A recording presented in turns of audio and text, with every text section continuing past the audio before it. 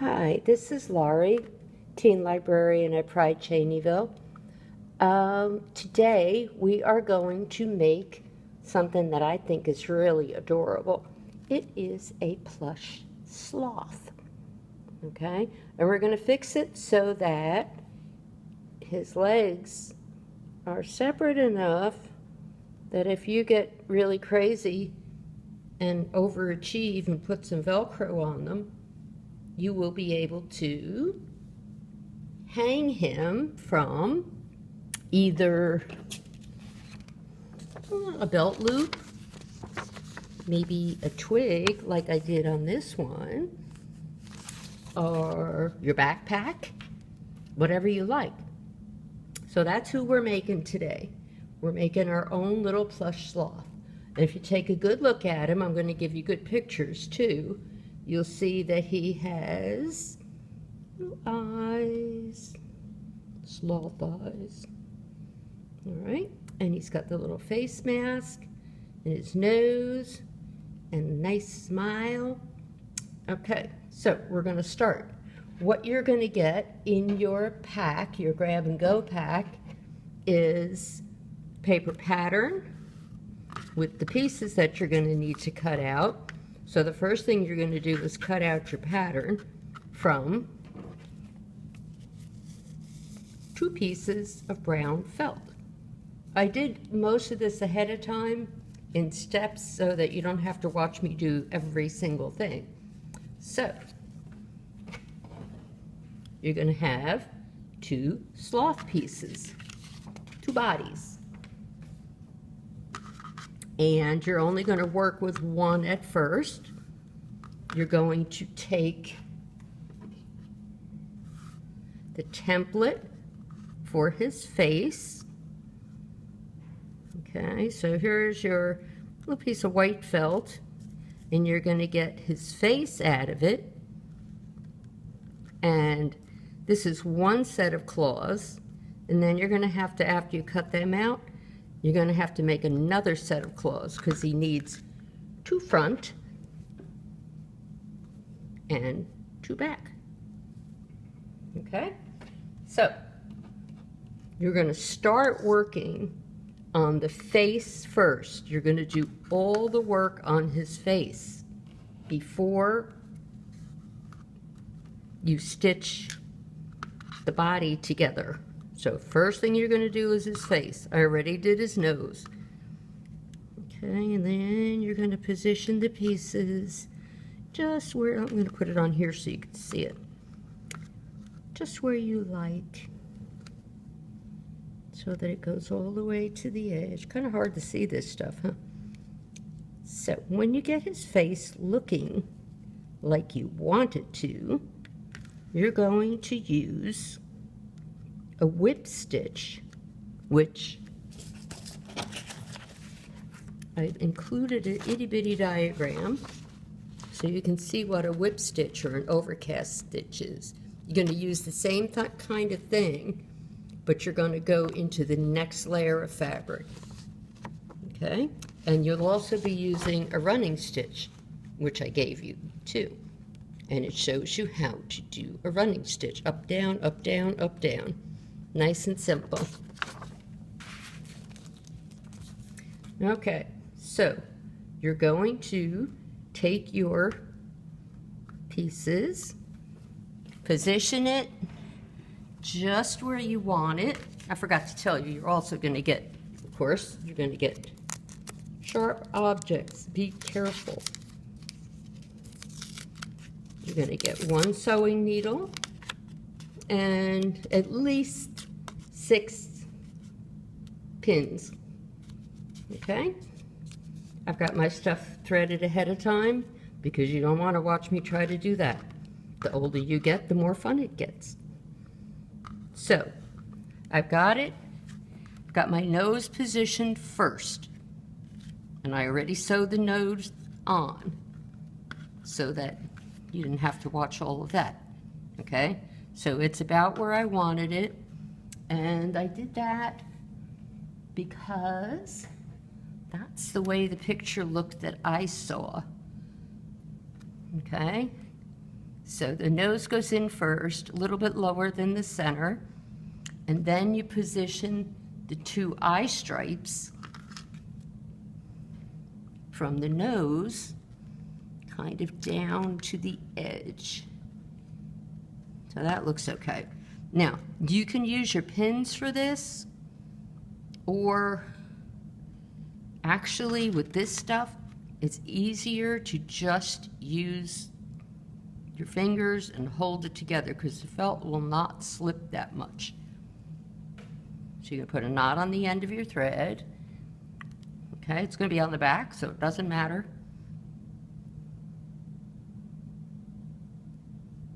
And you're going to try to go in like right next to where the black piece is, so the stitch doesn't show as much. And you come up next to it from underneath. It's kind of hard to do and keep it on the camera.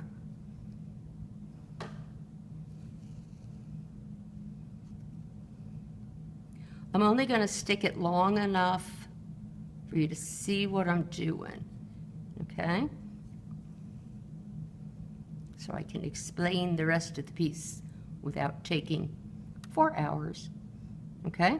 So you're going to get that piece down. You're going to put your other piece on.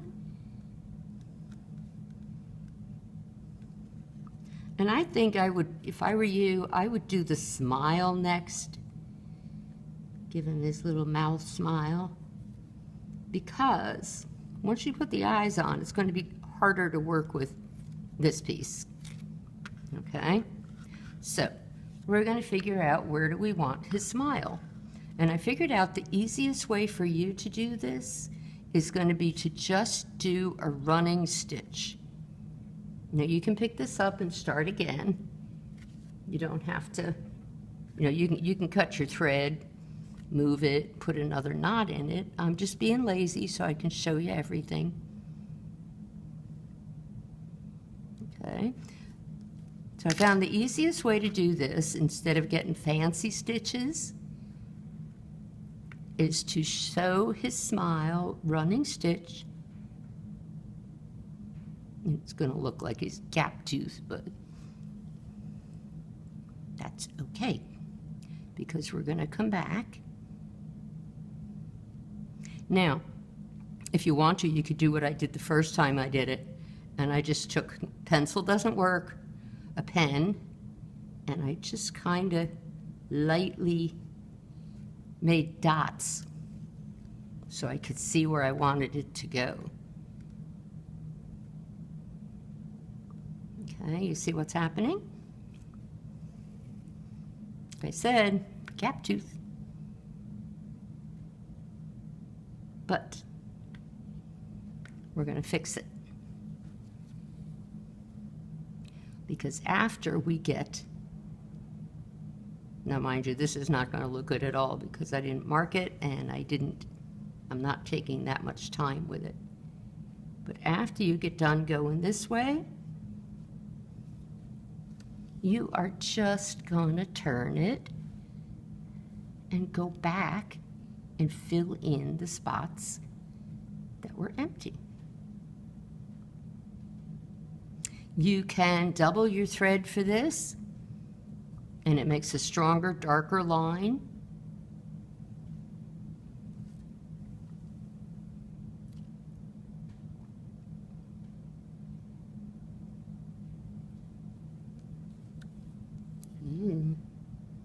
Getting crazy here.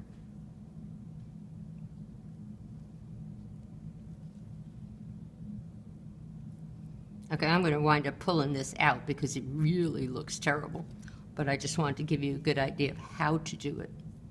You are going to take your time and do a really good job so that his smile looks the way you want. It's not too bad. It looks kind of like he's a little bit snarky, but that's okay. So, anyway, like I said, I'm going to be cutting it out. I'm going to be pulling it out anyway, because I'll probably make this one for somebody. All right, so now you have that. The next thing you're going to do is a little bit tricky. You're still going to use your black thread.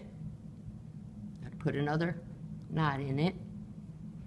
And you could do this any way you want. This is my favorite way. Dampen your finger a little bit, wrap it around, and roll your finger off your thumb. See what you get?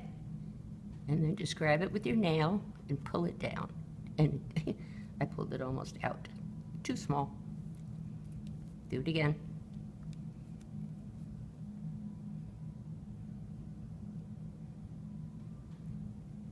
Aha. Better. That's gonna stay. Okay. I think you'll probably get your little beads for his eyes on a piece of paper, and I'll pin it right to it. So there's another 2 pins.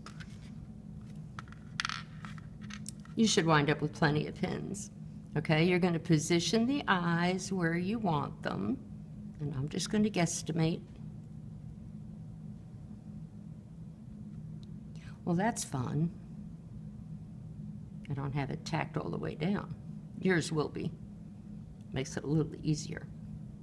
Okay, so you're going to come up.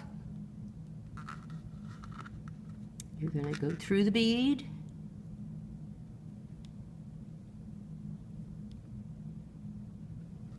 And back down. Now this is where it gets a little bit tricky. You kind of guess where you want it. And you're going to go through this quite a few times just to make sure the eye stays there. I liked when his eye is able to go sideways. But even after you get it done, you see? Even after you get it done, you can just pop it over a little bit and move it where you want. And you're just going to keep going up from the bottom, from the back, and you're going to go through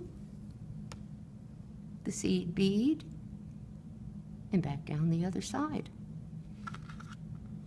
This looks pretty wonky, doesn't it? But you get the idea.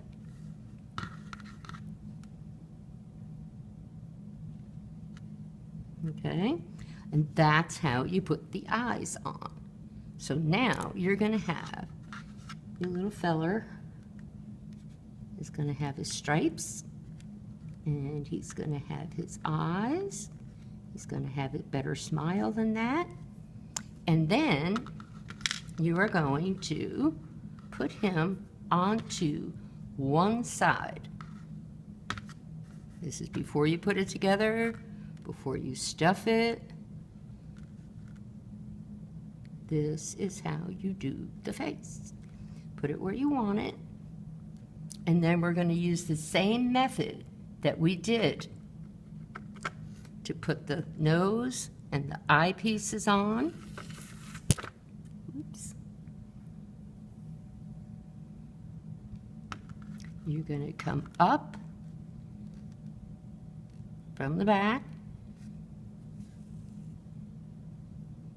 Get it there. Go down into the brown. You can pin all this stuff down, but like I said, the felt pretty much stays put. Once you stick it somewhere, it pretty much stays. I'm going to cut this because it's really getting in my way.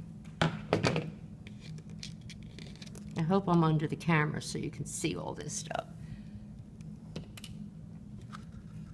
Okay. Yeah, I guess you can. So that is how you put the face on, all the way around. And then the front of your baby sloth here is done. All it takes now is to put it together.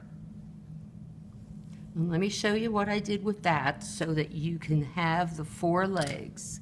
If you just wanted a silhouette or a flat one, you could do that. You could sew the whole thing together flat.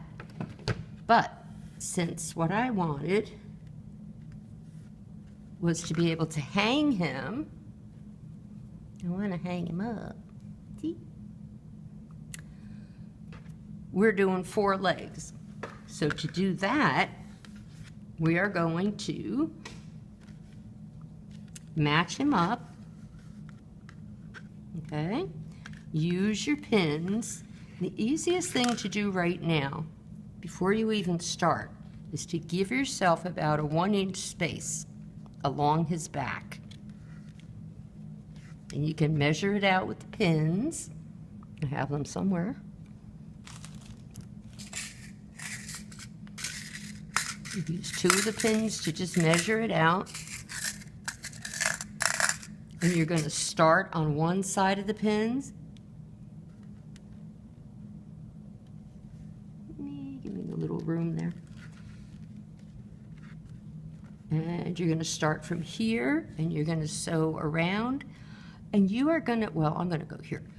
Because what you're going to see is it's going to come up and around here. And we're doing that so that you can see our legs will still be free. So we're going to come up around his butt, go under his legs, and all the rest of the way around. He's lively. When we get all of it done to here, back to here, then we're going to take our plush stuff and stuff him. I'm just going to get it started so I can show you which stitch I'm using. We're not going to go over, because that would be really hard to do going through here. So if we're going to start doing it with the running stitch, which is up and down. Actually, I screwed up there. Let me make another knot, because that would have shown, you would be able to see that knot when I get done. So, I'm going to show you how to bury the knot.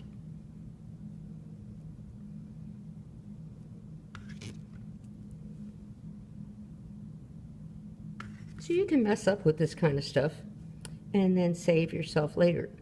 I'm going to go in between these 2 layers and come up from the inside. If I can do this without messing up. Boy, did I get that knotted.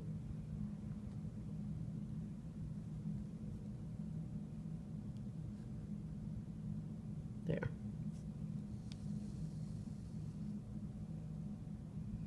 Okay, see the tail? Could cut it a lot shorter, but all you're going to do with that is tuck it in there. You've got 2 layers, so you just bury your knot inside. All right, now do your running stitch. Once up. You can do this a lot tighter. Once up, once down, you get your stitches a lot closer together. And if you're worried about the stuffing coming out, it's a good idea to get it closer together. Okay, that's all you're going to do, up and down. It's kind of hard to see, isn't it? If you bring it over this way, you can actually see where the stitch is. Going down and up. And you're going to do that all the way around.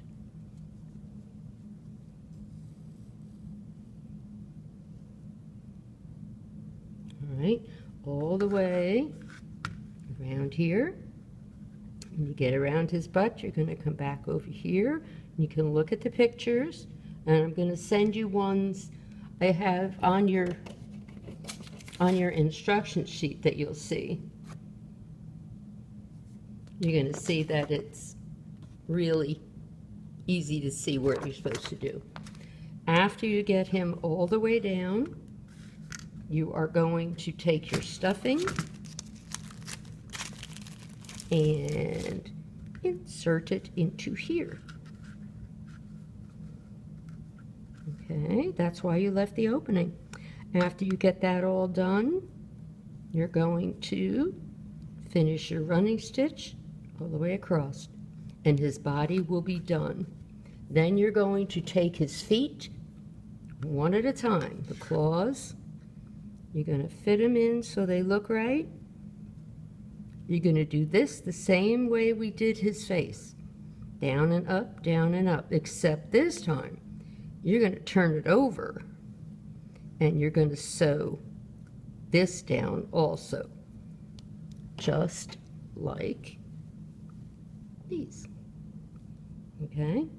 And that's so that they're really good and in there really tight, so that if you want to put some Velcro on there, you can do that and it'll hold. Okay? And that is pretty much it. Your baby will be finished. And you will be able to hang him on your backpack or in your belt loop, or you can hang him on a twig on your wall, or you could put him in your pocket. Okay? You have a great time with this, and keep your buddy with you. He'll keep you company. All right? So, that is it for our little plush sloth. Take care. I hope you have fun. Bye.